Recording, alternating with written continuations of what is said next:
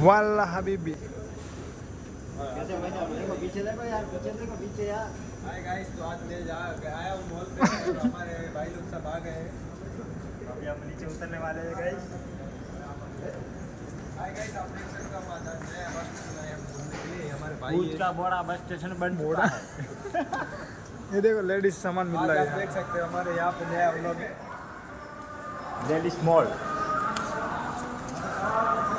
तो बहुत अच्छा लगा हमको, यहाँ पे घूमने का बहुत सारी सुविधा दे रखी है। तो आप देख सकते हो भुज की लोकेशन। तो इस हमारे भाई को आज बियर पीने हम जा रहे हैं अभी बियर लेने। तो आप देख सकते हैं कौन कौन कितना पीता है।